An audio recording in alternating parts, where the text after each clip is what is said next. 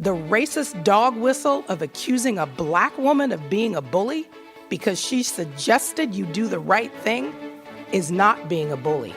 It's asking you to do the right thing. However, what is bullying is the racist dog whistle. Some strong words there from Michelle Sarju, a Seattle school board director who was criticized after calling for some accountability when it was revealed that Vivian Song, another director, lived outside the district she was supposed to be representing. The board didn't take any action on this, even after knowing about it for some time. But now Song and yet another board member, Lisa Rivera, have both revealed they don't live in their districts, and they've both resigned as of late January. So a school board that has had plenty of challenges over the past few years now has a lot more to take on. I'm going to break that down. I'm also going to look at some new developments in the state legislature regarding early learning and some of the threats to those programs, too. That's all coming up on a very special Patrons First education-focused episode of Seattle News, Views, and Brews, your coffee break political podcast. I'm Brian Callanan. I'm a host on Seattle Channel. The views expressed here are mine, and I am back with a very special guest, Dr. Stefan Blanford, former Seattle School Board member and now Executive Director of the Children's Alliance, a nonpartisan group that advocates for kids and their families. How are you, sir? I'm doing well. Thanks for having me join you. Yeah, we have a lot to cover here, Stefan, so thank you for making this happen. Thanks also to our background noise sponsor, City Grind Espresso on the first floor of City Hall. And if you're listening to this podcast on Friday, that means you're one of our wonderful patrons, giving at least $5 a month to the show for Patrons First podcasts like this and other perks. If you're not in that club, wouldn't it be nice to get that podcast first, like all the rest of the cool people? Become a patron on Patreon for Seattle News, Views, and Brews. A big thanks also to Converge Media. The video version of this podcast is on Converge. You can watch it regularly on Wednesday nights at 7. All right, off we go. Time for Right Here, Right Now. Stefan, first things first with the Seattle School Board and the turmoil they're going through right now. This all came to a head early this year as School Board Director Vivian Song filed as a candidate for the open Position 8 job on the Seattle City Council, which was later filled by Tanya Wu. Song, as it was revealed, owns 2 homes with her husband on Capitol Hill, but moved to Ballard, which is Director District 4 for the schools. This was in 2021 when she ran and won to sit on the school board. She noted that she, quote, gradually moved back to Capitol Hill in 2022. This is reported in the Seattle Times. She notified the school district, but the district allowed her to keep on serving, even though the state law says you have to live in the director district you say you're representing. Stefan, I have so many question marks on this one, but I just wanted to get your assessment. How did this all break down? How did the school board act in all this? Give me some thoughts on this, please.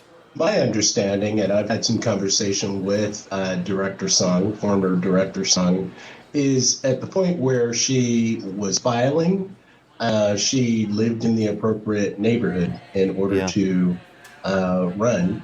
And then life situations changed and she ended up moving to a different place. In my mind, it doesn't really matter where you live when you are a school board director. It matters that you're able to serve the community, particularly given the fact that you run representing a individual district, one of 7 districts, but you also run statewide or citywide. Right. Citywide, right. And voters from all parts of the city get a chance to vet you. That's and true. Vote for you or vote for your appointments. And so once you file and they check to make sure you're in the right place, if you have a legal residence there and they check that, then at that point, in my mind, you don't really lose anything. And the school district loses something by the fact that they now have 2 vacancies. Interesting. I guess, did this ever happen when you were on school board in between 2013 and 2017? No, no one checked. Yeah. Would be my response to that, right? Yeah. Someone, the King County elections checks when you first file, and then it is assumed that you are where you're supposed to be. I guess just coming at it from the other side, I think some people in the community, clearly, Ms. Sarju was one of them, was saying, wait a minute, I thought we had this law that said we're supposed to be representing this area. We should be in this area. I think about people in the city of Seattle who voted to have their city council districts not too long ago in 2013. And I think this is something that makes sense to people if we have these districts set up with these people where they're supposed to actually be in that district and live in that district. I just wanted to present another side of the argument because I feel like this is very confusing for people, Stefan. Yeah, it's very unfortunate in a lot of ways. I've got to know Director Song and like her. I also like Michelle Sarju. I actually recruited her to run for that position. And so it's unfortunate. I think it's most unfortunate for the kids in that now you have 2 vacant seats and there's not a whole lot of people lining up to fill those seats. It's what we called it in the past, the most thankless job in Seattle. I know you've said that to me before too, and that's really where I wanted to go with this. What impact does this have on the board? What does it have on the, I guess, education writ large in the city of Seattle? Talk to me about that, please. Yeah, that's a great question to ask. I've been on record saying that the first couple years you are drinking from a fire hose, just trying to figure out how to manage a very complex billion-dollar organization. Mm-hmm. And so that all of that is just evaporated with 2 directors, being forced to leave, and whoever replaces them, they're going to come in, and it's going to take quite a while for them to get up to speed. Again, the kids are the ones that lose in that equation. Yeah. Help me make that connection between someone who's a school board director and the education that kids are getting. You went through that fire hose initiation, I know, of learning everything there is to learn about that. What is that causal connection? I guess it's a matter of knowing where budget dollars need to go, or how do you make that connection between the job a director does and what kids learn in school? How do you think that's connected? Well, the research would say that there is a very definite connection. A high-functioning school board usually results in higher student achievement, which is what we all want, which is, when I was on the campaign trail, that was the thing that parents said that they wanted the most, to see all kids achieving at higher levels, and particularly for those kids who are behind, that they're catching up. And so there's a lot of research to show that a good school board leads to better outcomes. It leads to superintendent retention, which is even more highly correlated with improved student achievement over time. So all of this turmoil has just caused a lot of upset, I think, for the wrong reasons. Ultimately, it's not the most attractive job. And when you have people who have volunteered to do it, gone through the selection process or election process, and have been in the role for a couple of years, you don't want to just willy-nilly kick them out of the role. Yeah, I think there's been a lot of, quoting of state law and what have you. Was there a better way the school board could have done this or handled this? Any thoughts on this looking back? Yeah, the conversations that I've had with Director Song, she got advice from legal counsel inside of the school district that the only thing that mattered was that when she was running, that she was in the appropriate district, that she lived in the appropriate district. Once she has run and been elected, it doesn't matter anymore whether she stays in that district or goes somewhere else. And the reality of this situation is, because you are serving the entire city, right? The district distinctions don't matter very much. There's some level of accountability. If a parent is upset, that they can come to District 5, the district that I represent, talk to me directly. But more than likely, they could talk to any other school board director about the issues that matter, because school board directors don't make policy based on an individual district. They make policy based on the entire 106 schools in the district. Got it. And I just wanted to make sure I broaden things out here and maybe involve the perspective of Vivian Song and Lisa Rivera. They had this resignation letter of sorts posted on Facebook on January 30th. And I'm going to quote a brief excerpt here, Stefan. Quote, "We also hope this serves as an opportunity to re-examine the barriers to having high-quality, committed leaders serve on school boards as volunteers. We believe at this time we should be looking for every opportunity to bring people in, not exclude them.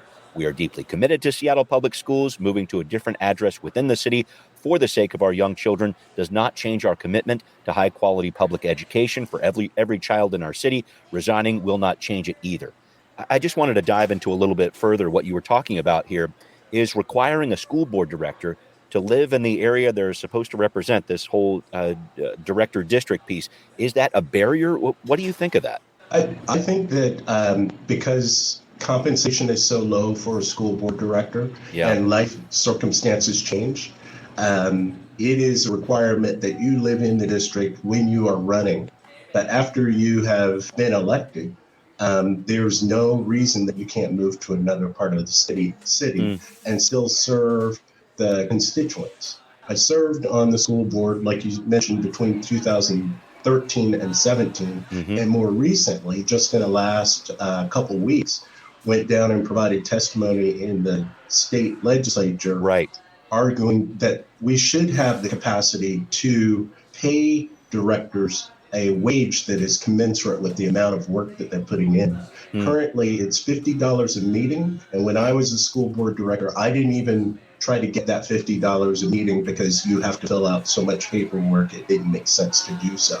We can't recruit high quality candidates to run for school board when the compensation for it is that low. Because the reality is a good school board director will spend somewhere between 30 and 40 hours a week doing the work of being a school board director. And there are very few people who can afford to do that, volunteer that much time without some form of compensation. It makes sense to me. I guess I'm just kind of looking at it, though, and I don't know what the feedback from the state was, but I think, gosh, I'm trying to figure out where the state puts its education dollars. They're all so precious, and I know a lot of people say, wait, let's make sure we put them into building schools. Let's make sure we put them into these other programs. But this sounds like an important piece of it, too. Help me make that connection, because I understand what you're saying in terms of attracting talent or what have you, but at the same time, those education dollars are very precious. Right. They are precious, but it is also a $1.7 billion institution. And you wouldn't just get anybody off the streets to fulfill that role. Mm-hmm. At the top of the org chart, ultimately, because the board hires, fires the superintendents, they have a responsibility for the entire organization. And you want people who are qualified and talented to be able to provide that type of leadership. Do you think there's any impetus to head in that direction, what you're talking about here, Stefan, in terms of paying these school board directors more? I know we've talked about this idea in the past, and school boards, I know, have talked about it all around the country. Do you see any impetus or any momentum heading this way? I think about the conversations that are going on the school board right now in Seattle, and they're about, gosh, are we going to need to close this school, et cetera? And it's not necessarily about this piece. Any momentum heading this way? No, unfortunately, that bill is one that runs almost every legislative session. I provided testimony a couple of weeks ago, and as for right now, it's dead. It is not moving forward to final passage. Wow. I guess just wrapping up your thoughts on this about what's ahead for the Seattle School Board. Again, they have to fill a couple of vacancies here. Again, it's a very difficult job to recruit people for. Some thoughts about what's next for the Seattle School Board as they kind of battle their way through here over the next couple of weeks. What's unfortunate is they are about to embark on the most difficult thing that school board directors have to do, which is to consider closing schools. Yeah. I did some research recently, and they have a budget deficit of $131 million. Mm-hmm. And that number is only going to get larger. And right now, with the decrease in enrollment, they have to seriously consider closing some schools. And that's the most difficult thing, because then you get families and communities that have relied on those schools for decades, and people come out in droves to try to protect their school. And so it's going to require some great leadership, and I hope they have that capacity. I know they've got a lot ahead there, so we will definitely keep track of what's going on with that on the podcast. I'm going to keep a little closer eye on that for sure. And Dr. Blanford, I really appreciate your insight on that, but I did want to make sure I talked with you especially about a topic up next year, a look towards Olympia for some early learning bills that affect kids, affect young families, and perhaps a lot more people than you might think. Some action from the Capitol on Now Hear This. I attended a rally recently on the steps of the Capitol in Olympia here in mid-February and saw the energy growing, along with some anxiety, over a series of bills related to early learning that are making their way through the legislature, or not making their way in some cases. care providers joined with students and policymakers and heard from legislators like Emily Alvarado, the state rep from the 34th District in West Seattle, about how the need for childcare touches so many lives. I don't need to tell this group of people at all, but it is worth repeating that childcare, high quality childcare and early learning is good for our kids.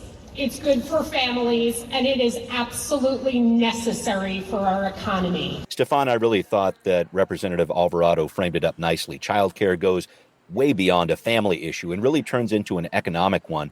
This was reported in the Washington State Standard, and I know I've talked about this with you before. The state's estimates say that more than 300,000 children under the age of 5 need care because both parents are working, but only about 27% of them have access to a nearby licensed provider. And that's just access geographically here. That's just one piece of the puzzle here. I wanted to talk about that kind of jarring statistic and also the legislative agenda that Children's Alliance is bringing to the table this session. Talk about that and what's at stake here, please. Yeah, there is no doubt, and we are very fortunate now to have a lot of different organizations that have never been in favor of childcare. All of a sudden, they're saying, "Hey, this is important." You talk like business chambers, okay, yeah. Yeah, chambers of commerce, the Association of Washington Business now knows that childcare is critically important to the restart of the economy. The one thing that I frequently, when I'm talking to legislators, I try to bring up is I was on a panel with a researcher at Washington State, and she was talking about the fact that women's participation in the workforce has dropped to levels that it was at in the mid-1970s. Wow. Because of the absence of childcare. Women have to go back to taking care of their children at home and are not able to participate in the economy. And it's having a disproportionate impact on women as opposed to men. And so that's one of the arguments that we make.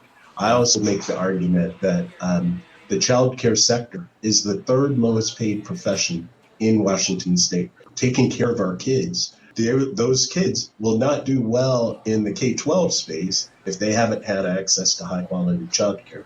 And so we're trying to elevate that issue with legislators and get laws passed that will change that outcome. Can you go into some detail? And if you don't have all the bill numbers at your fingertips, I understand, because these things fly fast and furious around there. But could you review maybe some of the top priorities in terms of actual bills that the Children's Alliance is trying to support here? We've got several bills that are still, we had a very ambitious legislative session agenda.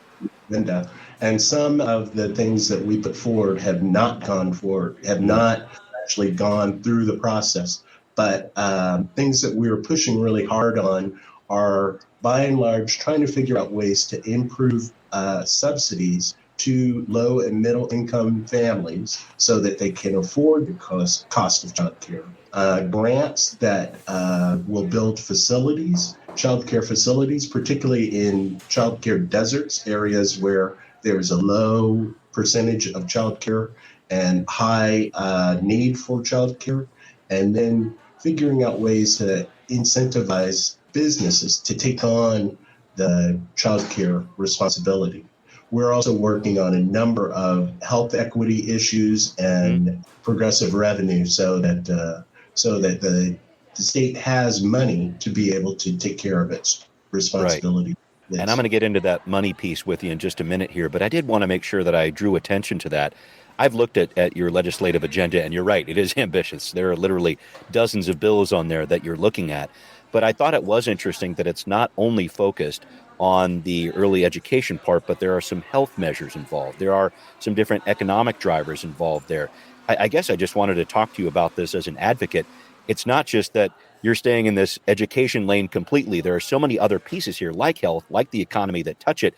You've got to be pretty adept at talking about those parts of this too. Yeah, it's exciting. I tell people all the time that when I was a school board director, I advocated for 54,000 students, which was the enrollment of Seattle Public Schools at the time. But now I advocate for 1.7 million children all across Washington from 0 to 18 years old. And some of the biggest challenges that those children and students are facing right now have to do with behavioral health. The pandemic has decimated families and communities. And we already had a dysfunctional behavioral health system, Yeah. and it has been strained almost to the breaking point. So we have really retooled our efforts to try to focus on that issue and bring attention to it. One other thing that I would say about that is we don't have to introduce that idea to legislators. Most of the legislators that we're talking to, they know people in their community are suffering. In many cases, they know people in their own individual families that are struggling with behavioral health issues. And so it's not presenting a bunch of data and trying to get them on board. It is they are coming to us and saying, well, what do you think we should do? And then we're able to share our research, share what is happening in other states, and get laws passed. And and maybe going a little bit further down that path, I know you talk to a lot of different people too, a lot of different people who are teachers perhaps or early child care providers, etc.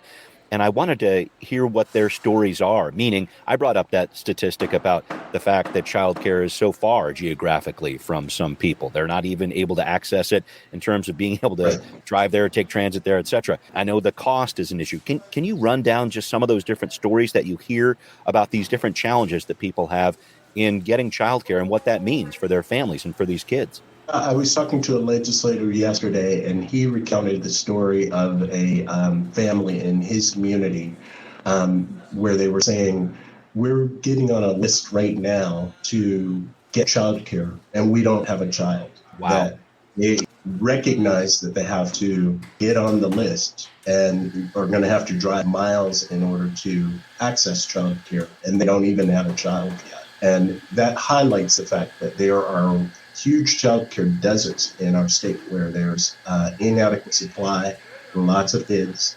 And I know as an education researcher, that is a recipe for disaster because there is a tight correlation between access to quality childcare and doing well in the K-12 years. Yeah. So we're battling mightily to try to bring that issue to bear and get some investments going. Yeah, and what I hear a lot in the Seattle area specifically is just the cost of childcare. Can you touch on that piece too? Because I think that can be a major barrier as well. Yeah, you hear stories all the time of people paying more in childcare than they're earning. Yeah. And so having to make really difficult choices. I know when I was pursuing my doctorate, we were paying more in childcare than I was paying in tuition. Wow. And I hear stories all the time of families having to make really difficult choices between participating in the workforce and taking care of their children. And it has just gotten worse. I talk to providers all the time, and many providers, particularly in the Seattle area, are Black and brown women, right, who are undercompensated to start off with, and taking care of children all throughout the city. Yep. And so there's a racial equity argument that needs to be brought to bear on this conversation. That is a great point as well. Just to wrap up here, Stefan, I think I've heard a little bit about some of these general bills that are out there that you've tried to work on when it comes to increasing access to childcare quality, high quality childcare for families out there. Those bills that might not have made it that are still important to you, are there a few that you're thinking of there that sum that up, that some of these initiatives that you've really tried to push on for a while but haven't been able to get over the hump yet? It's important for your listeners to know that we're in the second year of a biennium, the supplemental year. Yep, short session. Short session, it means that legislators they don't have an appetite to do big things. Yeah. Right? And so we put forward an ambitious legislative agenda so we can begin to socialize ideas that we hope will take root and get passed in the 2025 session. Economic projections are still pretty positive. Yes. So we know that the legislature will have funds to make significant investments in the 2025 legislative session. The thing that breaks my heart is there's a whole cohort of kids who need that care now, not in a year and a half. Right. So we are trying to sharpen our relationships with legislators so that we can hit the ground running in the 2025 session. But the reality is, and our lobbyists told us very early on, you don't expect really big things to happen in this session. That happens a lot in these biennium budget processes. So thank you for breaking that piece down. All right. Well, coming up, there's another concern emerging about how our state is going to pay for all these different programs with early learning and for schools, and what could torpedo that funding completely. It's a closer look at the battle ahead for the capital gains tax on What's Next. Stefan, I wanted to switch gears to the fight over the capital gains tax. Bonus soundbite here, folks, from Representative Tana Sen of the 41st Legislative District, the Democrat from Mercer Island. And we passed the capital gains tax a few years ago to direct funding to early learning and education, and we need to make sure that we protect that funding so that we are not going backwards. Full disclosure, there's definitely another side to the debate over Initiative 2119, which would repeal the capital gains tax. I've talked about it on the podcast. Please check out your ballots and get informed about it. Some quick background on this. This is the 7% capital gains tax. Applies to people who are making money off the sales of stocks and bonds, for example. Does not apply to real estate. And I just wanted to talk about this, Stefan. The numbers show if this tax is taken away, it would remove about $1 billion a year from the state budget. And these are dollars that go to childcare programs and school construction, right? That's exactly right. We took a really strong position. I wrote op-eds and listened to the testimony in the Supreme Court on that particular case. And constitutionality of it was affirmed by the Supreme Court. And so we are very concerned about this initiative that would roll at that. Because as you mentioned, the proceeds of it go directly to early learning and K-12 construction. Yeah, and I hate to go down this path, but what if it is taken away? What does that mean? What impact would that have? Well, it funds Fair Start for Kids that was put in place in 2021 when the childcare sector in Washington State was about to just implode. Yeah. Right? And so there have been significant investments to provide subsidies to low and middle income families to raise the quality of childcare and to spur on the additional childcare settings. And so all of that will be undone if this initiative moves forward. And I guess I'm just thinking about the fight ahead. And there's going to be a lot of different people talking about this over the course of this year as this hits the ballot in the fall. But when you have discussions about this, how do you fight back against this rhetoric from Let's Go Washington, which is supporting this initiative? They're saying, watch out, it's a capital gains tax now, but the state's coming for your income next. I know that can appeal to a lot of people in kind of a dog whistle sort of a way. How do you respond to that? Well, we talk about the fact that until recently, until the capital gains tax was put in place, we had the most regressive tax system in the United States. That means that low-income people pay a higher percentage of their income versus wealthy people. And the capital gains tax was a start to change that. Why is it that the lowest income people are paying more than people who have unbelievable amounts of wealth? And you've heard the stories. During the pandemic, wealthy people made a fortune, right? Like billions and trillions of dollars of wealth transferred from low-income people to wealthy people. And we want to live in a state that invests in its children. And the capital gains tax is a start to get there. We had people that testified and spoke at the rally that said, we are the people that will pay this tax. We have enough wealth that we will pay the tax, and we are glad to pay it, and we're trying to encourage those who are like us, lucky enough to be in that category, to pay their fair share. And it's only right when you see the number of kids that are struggling to get access to childcare. Wow. And so we take an unapologetic position that the capital gains tax needs to stay in place. We will see what happens next with that battle going forward. But just in wrapping up with you, Stefan, can you talk to me about some of the different things that the Children's Alliance is working on? I've engaged with you so many different times over the past few years, and I've loved it with the different people you have speaking at your events, etc. I just wanted to talk about what Children's Alliance has on the docket for the months ahead. The event that you were at yesterday where we had, I think, somewhere around 200. Oh, at least, yeah. Yeah, it was a good showing. Yeah, and they were all meeting with their legislators and speaking powerfully. It's a day of validation for our organization because our theory of action holds that the most important thing we can do is to empower people to speak for themselves.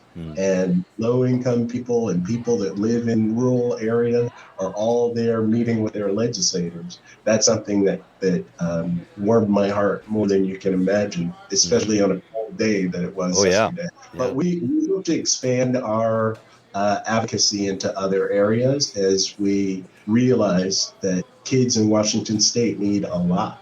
And so doubling down on the behavioral health work, looking at other areas that we have not talked about before, criminal justice or economic justice, environmental justice, all of those are areas that our children are suffering, and we want to advocate with them. I can't wait to see what's next. That's Dr. Stefan Blanford with me on this Patrons First podcast here. I really appreciate you being with me, Stefan. I relish the opportunity every time you ask. It's great. It's great. Thank you. Well, thank you, sir, and thanks to everybody listening to Seattle News, Views, and Brews, where you can always find out what's brewing in local politics and education, too.